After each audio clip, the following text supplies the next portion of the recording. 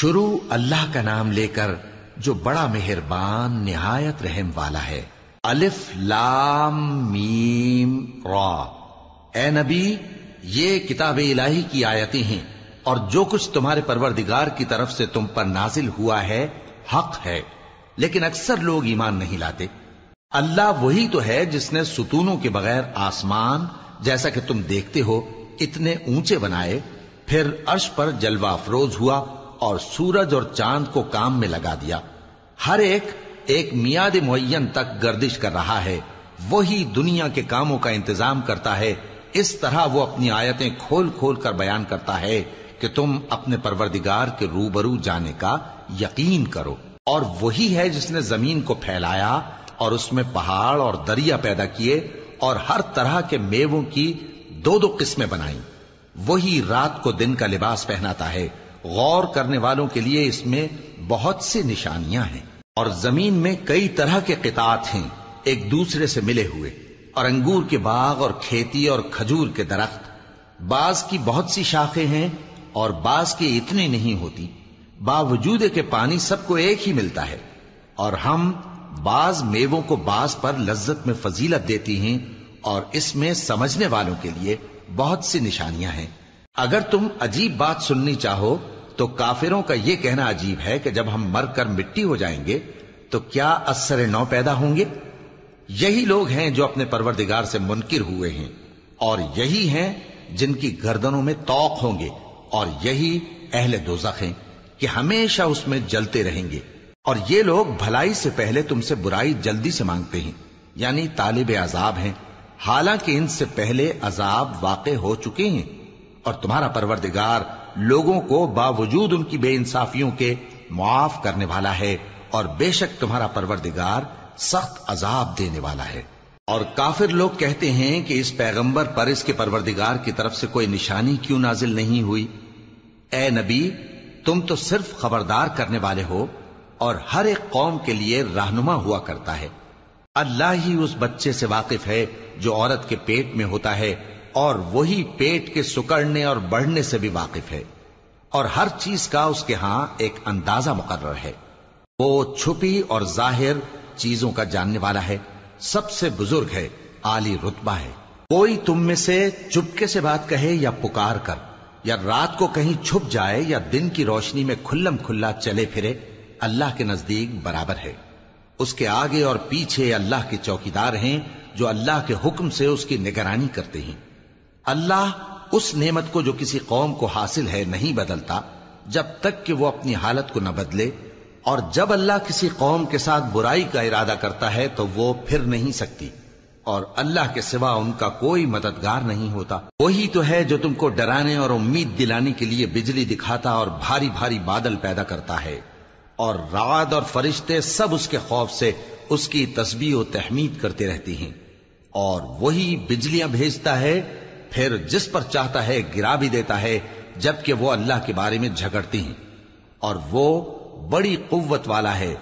کام کا پکارنا تو اسی کا ہے، اور جن کو یہ لوگ اس کے سوا پکارتے ہیں وہ ان کی پکار کو کسی طرح قبول نہیں کرتے، مگر اس شخص کی طرح جو اپنے دونوں ہاتھ پانی کی طرف پھیلا دے تاکہ دور ہی سے اس کے منہ تک آ پہنچے، حالانکہ وہ اس تک کبھی بھی نہیں آ سکتا۔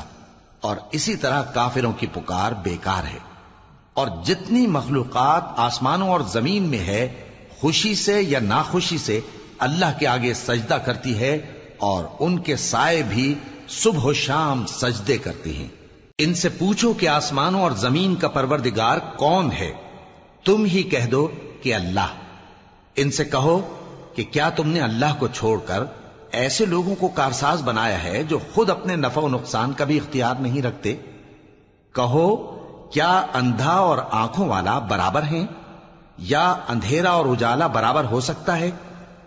بھلا ان لوگوں نے جن کو اللہ کا شریک مقرر کیا ہے، کیا انہوں نے اللہ کسی مخلوقات پیدا کی ہے جس کے سبب ان کے لیے مخلوقات مشتبہ ہو گئی ہے؟ کہہ دو کہ اللہ ہی ہر چیز کا پیدا کرنے والا ہے، اور وہ یکتا ہے، بڑا زبردست ہے۔ اسی نے آسمان سے مے برسایا، پھر اس سے اپنے اپنے اندازے کے مطابق نالے بہہ نکلے، پھر پانی پر پھولا ہوا جھاگ آ گیا، اور جس چیز کو زیور یا کوئی اور سامان بنانے کے لیے آگ میں تپاتے ہیں اس میں بھی ایسا ہی جھاگ ہوتا ہے. اس طرح اللہ حق و باطل کی مثال بیان فرماتا ہے. سو جھاگ تو سوکھ کر زائل ہو جاتا ہے اور پانی جو لوگوں کو فائدہ پہنچاتا ہے وہ زمین میں ٹھہرا رہتا ہے.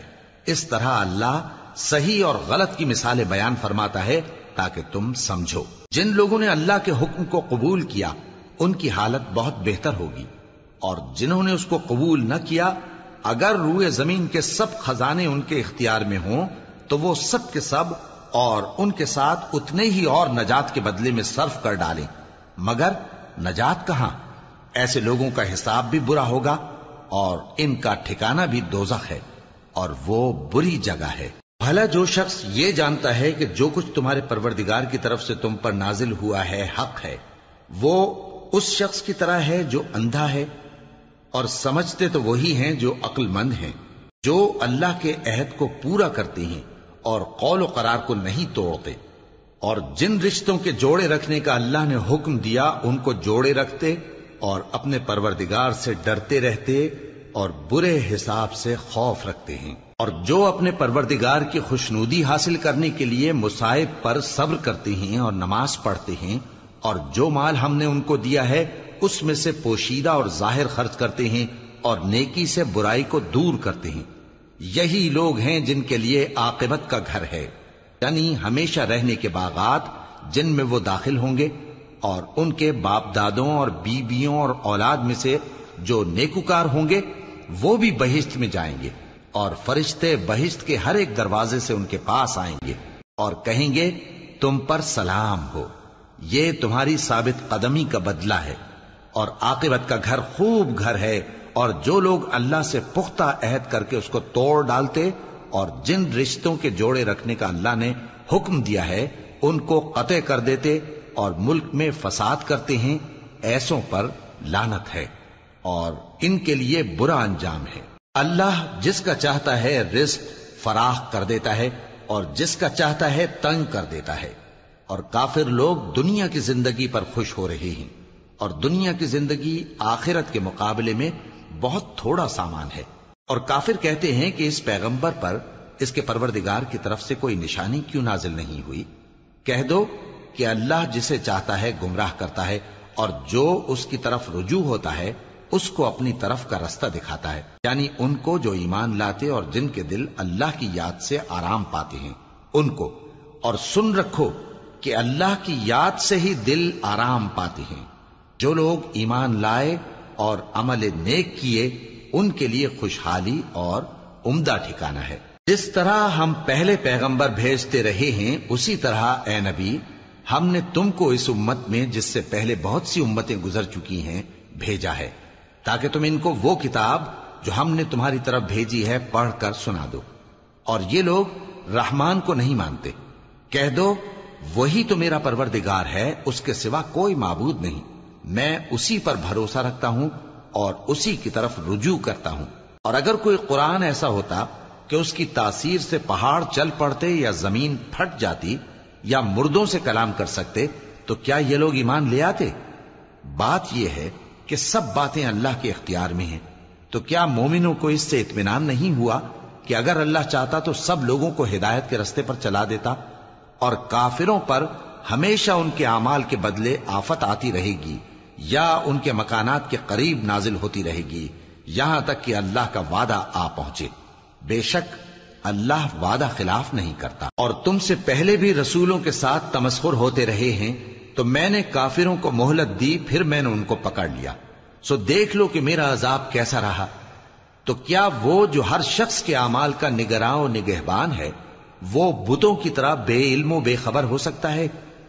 اور ان لوگوں نے اللہ کے شریک مقرر کر رکھے ہیں. ان سے کہو کہ ذرا ان کے نام تو لو. کیا تم اسے ایسی چیزیں بتاتے ہو جو روئے زمین پر ہیں اور اسے معلوم نہیں، یا تم لوگ محض سطحی بات کی تقلید کرتے ہو؟ اصل یہ ہے کہ کافروں کو ان کے فریب خوبصورت معلوم ہوتے ہیں اور وہ ہدایت کے رستے سے روک لیے گئے ہیں. اور جسے اللہ گمراہ رہنے دے اسے کوئی ہدایت کرنے والا نہیں. ان کو دنیا کی زندگی میں بھی عذاب ہے اور آخرت کا عذاب تو بہت ہی سخت ہے. اور ان کو اللہ کے عذاب سے کوئی بھی بچانے والا نہیں۔ جس جنت کا پرہیزگاروں سے وعدہ کیا گیا ہے اس کی شان یہ ہے کہ اس کے نیچے نہریں بہہ رہی ہیں، اس کے پھل ہمیشہ باقی رہنے والے ہیں اور اس کے سائے بھی۔ یہ ان لوگوں کا انجام ہے جو متقی ہیں، اور کافروں کا انجام دوزخ ہے۔ اور جن لوگوں کو ہم نے کتاب دی ہے وہ اس کتاب سے جو تم پر نازل ہوئی ہے خوش ہوتی ہیں، اور بعض فرقے اس کی بعض باتیں نہیں بھی مانتے۔ کہہ دو کہ مجھ کو یہی حکم ہوا ہے کہ اللہ ہی کی عبادت کروں اور اس کے ساتھ کسی کو شریک نہ بناؤں۔ میں اسی کی طرف بلاتا ہوں اور اسی کی طرف مجھے لوٹنا ہے۔ اور اسی طرح ہم نے اس قرآن کو عربی زبان کا فرمان بنا کر نازل کیا ہے، اور اگر تم علم آ جانے کے بعد ان لوگوں کی خواہشوں کے پیچھے چلو گے تو اللہ کے سامنے کوئی نہ تمہارا مددگار ہوگا اور نہ کوئی بچانے والا۔ اور اے نبی، ہم نے تم سے پہلے بھی پیغمبر بھیجے تھے اور ان کو بیویاں اور اولاد بھی دی تھیں، اور کسی پیغمبر کے اختیار کی بات نہ تھی کہ اللہ کے حکم کے بغیر کوئی نشانی لے آتا۔ ہر حکم قضا کتاب میں لکھا ہوا ہے۔ اللہ جس چیز کو چاہتا ہے مٹا دیتا ہے اور جس کو چاہتا ہے باقی رکھتا ہے، اور اسی کے پاس اصل کتاب ہے۔ اور اگر ہم کوئی عذاب جس کا ان لوگوں سے وعدہ کرتے ہیں تمہیں دکھائیں، یعنی تمہارے روبرو ان پر نازل کریں، یا تمہاری مدت حیات پوری کر دیں، یعنی تمہارے انتقال کے بعد عذاب بھیجیں، تو تمہارا کام ہمارے احکام کا پہنچا دینا ہے اور ہمارا کام حساب لینا ہے۔ کیا انہوں نے نہیں دیکھا کہ ہم زمین کو اس کے کناروں سے گھٹاتے چلے آ رہے ہیں؟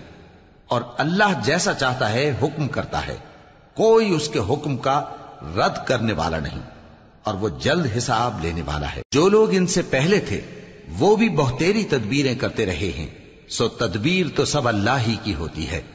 ہر شخص جو کچھ کر رہا ہے اللہ اسے جانتا ہے، اور کافر جلد معلوم کر لیں گے کہ آخرت میں اچھا انجام کس کے لیے ہوتا ہے۔ اور کافر لوگ کہتے ہیں کہ تم پیغمبر نہیں ہو۔ کہہ دو کہ میرے اور تمہارے درمیان اللہ اور وہ شخص جس کے پاس کتاب آسمانی کا علم ہے بطور گواہ کافی ہے۔